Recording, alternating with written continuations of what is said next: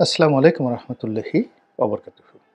সম্মানিত দর্শক, ডক্টর মোহাম্মদ ইউনূসের অন্তর্বর্তীকালীন সরকারের প্রায় ৮ মাস হতে চলল। এই সময়টিতে বহু ঘটনা ঘটেছে, বহু দুর্ঘটনা ঘটেছে।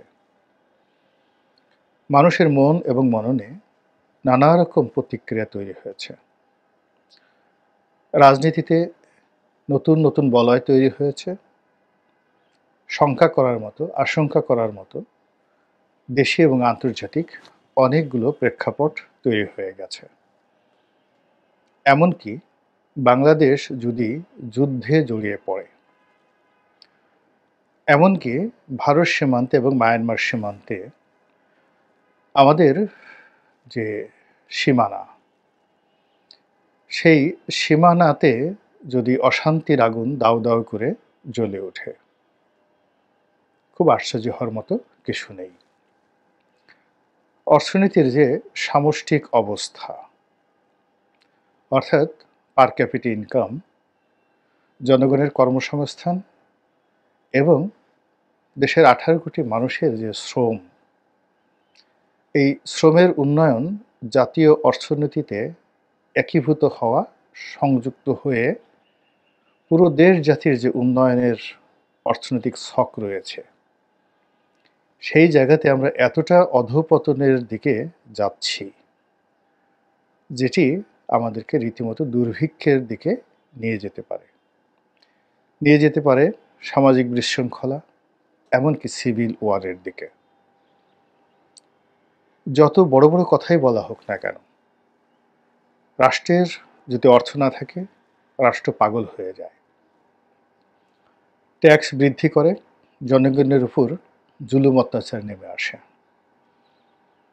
অন্যদিকে জনগণের যদি আয় এবং রোজগার না বাড়ে, তাহলে তাদের মধ্যে যে অস্থিরতা, অধৈর্যতা সৃষ্টি হয়, এটি এখন এই সময়টিতে মে মাস যখন দরজায় কড়া নাড়ছে, প্রচণ্ড গরম কালবৈশাখী যখন চারিদিক থেকে আঘাত হানার জন্য প্রস্তুতি নিচ্ছে, তখন মানুষের মন এবং মননে কী অবস্থা বিরাজ করছে, সেটির ইতিবাচক এবং নেতিবাচক কিছু বিষয় নিয়ে আলোচনা করব।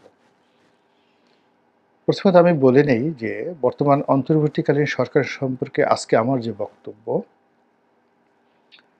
সেই বক্তব্যের সঙ্গে বর্তমান চলমান সমস্যার আপনি হয়তো মিল খুঁজে পাবেন না। অর্থাৎ অনেকগুলো সমস্যা রয়েছে, যেমন মায়ানমারের সাথে সমস্যা, ভারতের সাথে সমস্যা, অভ্যন্তরীণ অনেক শিল্প কলকারখানা বন্ধ হয়ে যাওয়ার কারণে লক্ষ লক্ষ মানুষ বেকার হয়ে পড়েছে। কিন্তু এই সমস্যাগুলো একেবারে আপনাকে সাঁড়াশির মতো আঁকড়ে না ধরা পর্যন্ত এগুলো নিয়ে সাধারণত পাবলিক পারসেপশন তৈরি হয় না। পাবলিক যেটি করে সেটি হলো নিজের উপর যতক্ষণ না পর্যন্ত কোনো সমস্যা না আসে, ততক্ষণ পর্যন্ত সে সাধারণত নিশ্চুপ থাকে। তো সেই দিক থেকে এখন যে সমস্যাগুলো, এগুলো একটা নির্দিষ্ট জায়গাতে রয়েছে। ফলে জনগণের যে পারসেপশন রাজনীতি নিয়ে, এটির সঙ্গে আমি যে সমস্যাগুলোর কথা বললাম, সেটি এখনো একীভূত হয়নি। তো এই অবস্থাতে আমরা দৃশ্যমান সমস্যাগুলো কেবলই রাজনৈতিক সমস্যাগুলো দেখতে পাচ্ছি। কিন্তু খুব দ্রুত রাজনৈতিক সমস্যাগুলো আসলে অর্থনৈতিক সমস্যায় রূপান্তরিত হবে। অর্থনৈতিক সমস্যাগুলো সামাজিক সংকট, আইনশৃঙ্খলার দ্রুত অবনতি, চুরি, ডাকাতি, রাহাজানি, মারামারি, পিটাপাটি, চাঁদাবাজি ইত্যাদিতে রূপান্তরিত হবে। কিন্তু যেহেতু আমরা ওই যে জাতিগতভাবে, অভ্যাসগতভাবে ওই গভীরে না ঢুকতে পারার কারণে দৃশ্যত রাজনীতি নিয়েই ব্যস্ত আছি। তো চোখের সামনে এই মুহূর্তে রাজনীতিতে আসলে কি ঘটছে? আমরা দেখতে পাচ্ছি যে বিএনপি বাংলাদেশের সর্ববৃহৎ রাজনৈতিক দল। জনপ্রিয়তা তো অবশ্যই রয়েছে, তার সঙ্গে সঙ্গে এই মুহূর্তে মাঠের গতি প্রকৃতি, রাজনীতির মাঠের গতি প্রকৃতি মূলত তারাই নিয়ন্ত্রণ করছে। জামাত চেষ্টা করছে, প্রাণান্ত চেষ্টা করছে নিজেদেরকে গুছিয়ে নেওয়ার জন্য এবং সহযোগী বন্ধুদের খুঁজে একটি সম্মানজনক রাজনৈতিক অবস্থান তৈরি করার জন্যে। কিন্তু এখনো পর্যন্ত জামাতের পক্ষ থেকে সে ধরনের কোনো দেশি বা বিদেশি আশ্বাস বা পরিবেশ বা পরিস্থিতি তৈরি হয়নি। ফলে এখানে কার্যত অন্তর্বর্তীকালীন সরকারের প্রধান ডক্টর মোহাম্মদ ইউনূস এবং বিএনপি, এই দুই পক্ষের মধ্যেই সকল বিরোধ, সকল বন্ধুত্ব, সকল প্রেম, সকল বিরহ সবকিছু নির্ভর করছে। তো কাজেই বিএনপির একজন এই মুহূর্তে সমর্থক হিসাবে আপনার, আমার কথা বললাম না এই কারণে যে আমি যখন এই ভিডিওগুলো করি বা লেখালেখি করি, তখন আমার মাথা থেকে বিএনপি বা আওয়ামী লীগ বা জামাত এদের প্রতি আমার যে ব্যক্তিগত দুর্বলতা, ক্ষোভ, বিক্ষোভ, রাগ বিরাগ এগুলো সব আমি ঝেড়ে ফেলি। আমি সাধারণত নিরপেক্ষ কথা বলার চেষ্টা করি। তো এই জন্য আমি বললাম যে আপনারা যারা দেখছেন এবং আপনাদের মধ্যে যারা বিএনপিকে সাপোর্ট করেন, তাদের অবশ্যই এই বিষয়গুলো জানা উচিত, বোঝা উচিত যে এই মুহূর্তে ডক্টর মোহাম্মদ ইউনূস কোন অবস্থায় রয়েছেন। একজন সাধারণ নাগরিক হিসেবে আমি আরও 10 জন সাধারণ নাগরিকের সঙ্গে যে আলোচনা করি, আমার যে অভিজ্ঞতা, সেই অভিজ্ঞতার আলোকে সেগুলো বিশ্লেষণ করি এবং একটা অনুসিদ্ধান্ত তৈরি করি।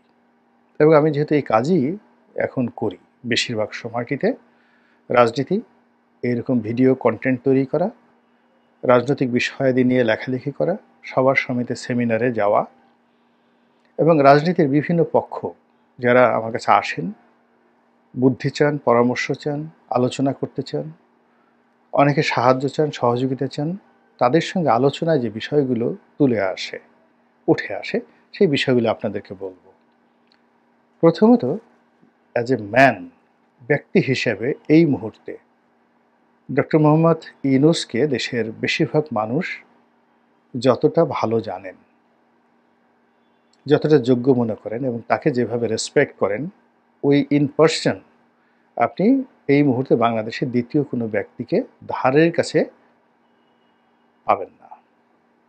বিএনপির কোনো নেতা বা আওয়ামী লীগের কোনো নেতা তাদের দলীয় নেতাকর্মীদের কাছে জনপ্রিয় হতে পারেন, কিন্তু আপামর জনসাধারণ, সর্বসাধারণ সকলের নিকট ডক্টর মোহাম্মদ ইউনূসের যে জনপ্রিয়তা, গ্রহণযোগ্যতা, এটা এখনো পর্যন্ত বিকল্প হয়ে ওঠেনি। ফলে তাকে নিয়ে যদি কেউ খেলে, অর্থাৎ ট্রাম্প হিসেবে বা ট্রাম্প কার্ড হিসেবে ডক্টর মোহাম্মদ ইউনূসকে কেউ প্রেসিডেন্ট বানাতে চান, প্রধানমন্ত্রী বানাতে চান এবং কৌশল অবলম্বন করতে পারেন, তাহলে জনগণের একটা সমর্থন এখানে এসে যাবে। রাজনৈতিক দলগুলো বিরোধিতা করবে, কিন্তু কার্যত কোনো লাভ হবে না, এটাই বাস্তবতা। দ্বিতীয়ত, ডক্টর মোহাম্মদ ইউনূসের সঙ্গে যে উপদেষ্টা রয়েছেন, এদের অনেকের ব্যাপারে জনগণ আশাহত, খুবই বিরক্ত কারো কারো ব্যাপারে, এবং বেশ কয়েকজনের বিরুদ্ধে ইতিমধ্যেই দুর্নীতির অভিযোগ স্পষ্ট হয়ে উঠেছে। এই সমস্যাটা আমাদের নয়, এই সমস্যা ডক্টর মোহাম্মদ ইউনূসের। তিনি যদি এই সমস্যাটা সমাধান করতে পারেন, তাহলে ওই যে প্রথমে বললাম জনগণ তার সম্পর্কে ভালো ধারণা করছে, এটি বাড়তে থাকবে। আর তিনি যদি এই বিষয়টিকে অবহেলা করেন, তাহলে এক একটি উপদেষ্টা তার জন্য মরণ ফাঁদ হয়ে দেখা দেবে এবং এই উপদেষ্টাদের উপর মানুষের রাগ, বিরাগ, ক্ষোভ, এই উপদেষ্টাদের ব্যর্থতা, অদক্ষতা এবং তাদের দুর্নীতি, সকল দায় ডক্টর মোহাম্মদ ইউনূসের উপরে জনগণ চাপিয়ে দেবে। এখন যেভাবে শেখ হাসিনার উপরে সব কিছুর দায়ভার চাপানো হচ্ছে, অতীতে যেভাবে হাওয়া ভবনের জন্য সব কিছুর দায় যাদের উপর চাপানো হতো, ঠিক একইভাবে ডক্টর মোহাম্মদ ইউনূসকেও এইভাবে চাপানো হবে। এখন এই সমস্যাটা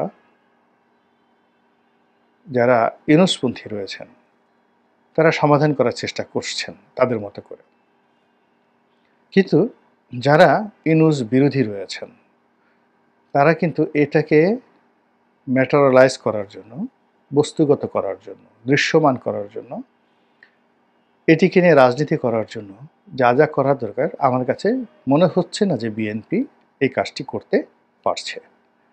সাধারণ জনগণ যেখানে উপদেষ্টাদের যে কোনো দুর্নীতি নিয়ে, সমন্বয়কদের যে কোনো দুর্নীতি নিয়ে ১০ মুখে কথা বলছে, সে তুলনায় বিএনপির নেতৃবৃন্দ কোনো কথাবার্তা না বলার কারণে পুরো পরিস্থিতি তাদের যে প্রতিপক্ষ ডক্টর মোহাম্মদ ইউনূসের পক্ষে চলে যাচ্ছে।